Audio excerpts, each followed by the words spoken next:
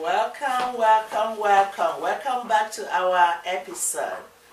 My name is Augustina Anyanwu, and here is my co-host. Welcome, welcome everyone. Welcome back to our home sweet home. I'm glorynezemma. And today we have a very good topic. I know the last time we addressed men's financial waste in the diaspora.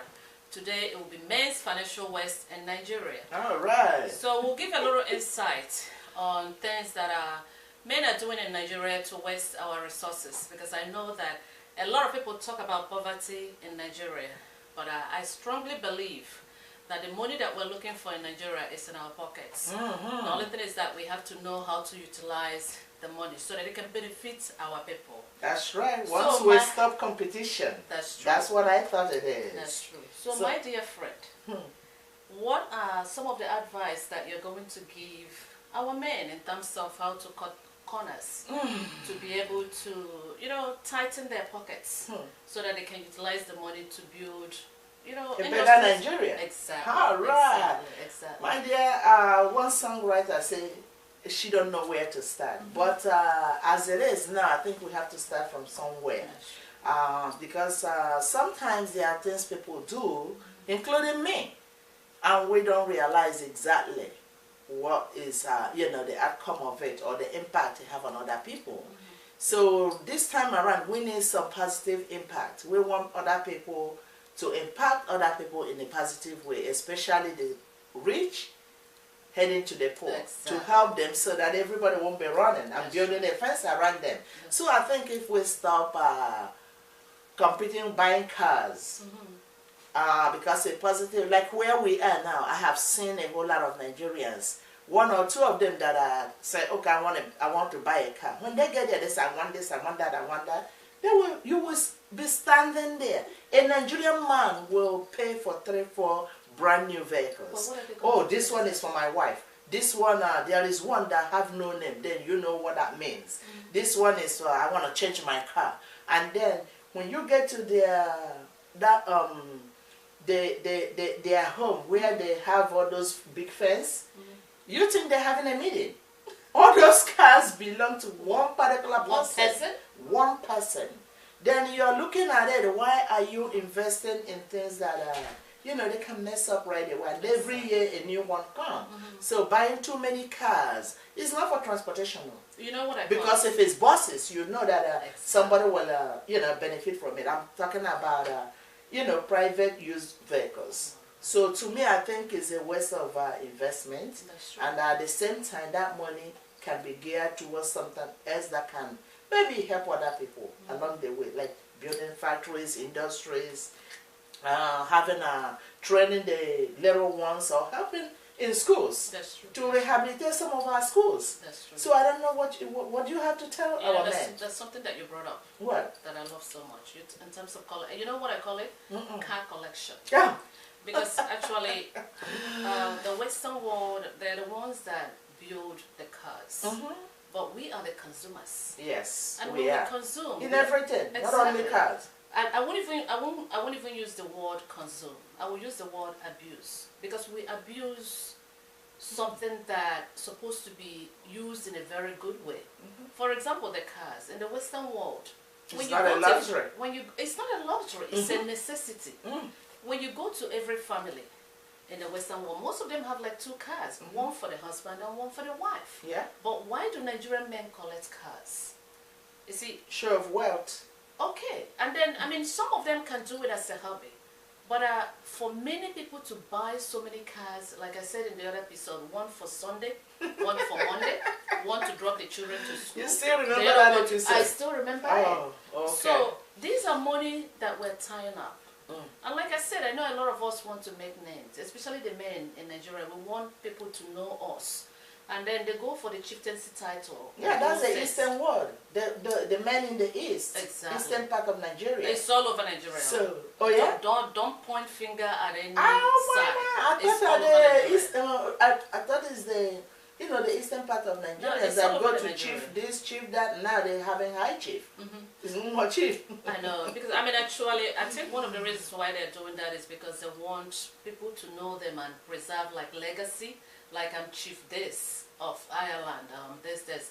But my advice is this: if you really want to leave a legacy, the legacy that we've heard about in the Western world is more like you do something good. Sometimes you can build, let's say, go into a hospital, rebuild one unit of the hospital, and then call it your name. What about a road? Exactly. Even their street, going to where they live. Exactly. The pothole is so much, you don't, Exactly. So if you really want to leave a legacy, instead of wasting all those money with so many titles, and those are, I call it legacy by mouth. So if you want to leave legacy in action, you can even go to school, build a library there, call it your name, and that's what we hear everywhere. You hear like Schwartz and Schwartz, Shapiro and Shapiro. These are people that have done something noble, and they will be remembered. Even their children will still be remembered for those legacies that have left. So we are encouraging our men, please do not waste the money collecting cars, buying expensive phones, because I heard that in Nigeria the men carry like 3 or 4 phones. And then when you see them, they say, do you know who I am? Yes, I sure do know who you are. And do you know how much those phones are? The Nigerians, we like expensive They're very stuff. expensive. Even the Western world, in the Western stuff. world, a lot of people don't even buy those phones. One is like $700. So multiply $700 by 3, and that's what you're holding in your hand. I mean, these are money that are being wasted that can be utilized in so many ways. All right, so we'll give them a little advice on where they can channel their money. Don't you think so? We talked about low-income housing. I know many of them build houses. You have like one in Abuja, one in Lagos, another one in Owerri, another one in Enugu, everywhere. And these are homes that people are not occupying. They just leave them there. So they can invest that money. They could, because one funny thing, some of them travel out. They see, because I had that traveling is a part of education. So once you travel out, I don't care where, you can see things there that they have. Maybe you can be able to establish something like that. Make your money. You make more money out of it, but in the process you give people work. You give them a job, how they can feed their own families. So if most of them see you, they're asking you for money, help me raise my child, help me pay my children's school fees. If you give them a job, they won't be bothering you anymore. They will be able to make a living. They will be able to know where to go in the morning or in the evening, as the case may be. And you don't have to build those high fences. Because what I realize is that most of the rich people in our country build those high fences because they're afraid of the youths. But we shouldn't be afraid of the youths. All we could do is to help the youths to get jobs. And once they get jobs, the kidnapping and the stealing, those things, we can at least curtail it a little bit. Exactly. So, I mean, that money that you're investing in trying to protect yourself and go around with security men, Security. Hey! And they carry gun. They open the door for you. They do everything just to protect you. These are human beings. You can, another thing, we have to trust in God too, because all these are human protection. But it's like a double-edged sword. You don't treat them right, they're going to a stage where somebody can just take you alive. So that's why we have to make sure everybody, get a little quality education that can feed them. Not only education, there are some students, as you know, some grown men now that finish school, and there's no job. Do you know ShopRite in Owerri? I heard that it's not a Nigerian on it. That's what I heard. They have ShopRite somewhere as in Lagos. They say Legacies, because they target where prominent or wealthy people because live. we're consumers. Yes. So they go over there where the market is, and that's what they do. And there's one thing that you brought up that I love so much in terms of the youths. You see, sometimes when they use them as security officers and everything, and I mean, you employ them for maybe a little short time. You train them, give them equipment, gadgets, everything. And then all of a sudden, when they leave your house, they don't have any other place to walk. You had in their house they roam the streets. So not for long. Exactly. So what we could do, another insight from the Western world, most of the Western world, what they do is they do their best to raise people to certain standards. They do it because they want their country to be protected. So they can be at peace with their own wealth. Exactly. That's what it is. So when we become so rich and we forget the poor people, and then we're afraid of them, you know, you can't be comfortable. So I think the best thing is for because they know you, they know where you go, they know how you come back, they know your children because they take them to school. So tomorrow you will say they kidnap your child and they need a ransom. They kidnap your own parents because they know you have the money. And since you don't want to pay it the right way and you train them, you're going to bring out that money. Exactly. All right, just to summarize everything that we said, please, our men, I know there's so many things that we can do to help the youths. And to help the youths is to help yourself. Because once the youths are comfortable, like I said, most of the things that are happening in terms of the crime and everything, we can curtail them a little bit. So it's very, very important. Stop hiding Nigerian money. When I say hiding, hiding is not even the word, I call it hoarding. Hoarding is it's almost like you're using it, but you're wasting it so much. So look into these things, and there's something, one little thing that we forgot. I want to say something. You're talking about something else. I'm talking about expensive parties. Okay. Having birthdays. Because I know like some rich people that have, they say it's mental, like I said the other time, they have their own girlfriend. Because I remember they had said one, he used to be a Nigerian governor. He bought a very brand new car for the girlfriend and they advertised it.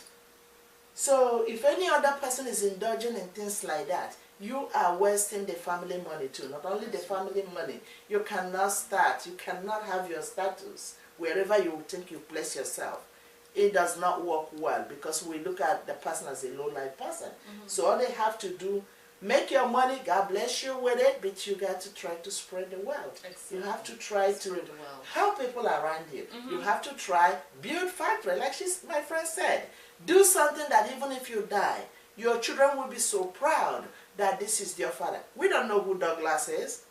Do you? No. No. We don't know who Wedra is. Exactly. But their name, they left a legacy in Imo State. Yes. I don't know about other states. I just say what I know. We have Douglas Road. Who is he? He left a legacy.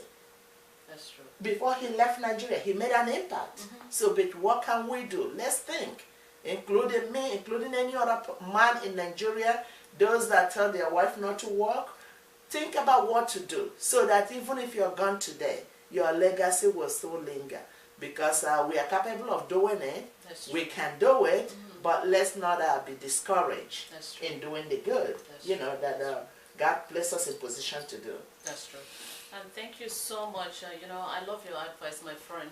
And like we said, we're in the diaspora, so what we do is whenever we see something positive, we share with our people at home so that we can also be able to, raise our people to certain standards. Yeah. So keep up the good work, the ones that are doing well, we applaud you again, the men in Nigeria. That's right. And the ones that are living like a very dubious lifestyle, I think it's time for us to curtail those lifestyles so that we can use our money wisely in Nigeria. We'll redirect our investments to something that can continue to yield money to us. That's true. If you invest on a college student, I don't think that person will forget you because without you, there will be no degree. Even if they do, God knows that you did what you're supposed to do. Don't be discouraged. Just do good. That's all I can say, and God will bless you more and more. Exactly. And leave a good legacy for the children, because in the Western world, what they do, everything that they do, they think about the next generation. Let's not think about ourselves only in Nigeria, especially the Nigerian men. Think about the next generation. What are we going to leave for our children?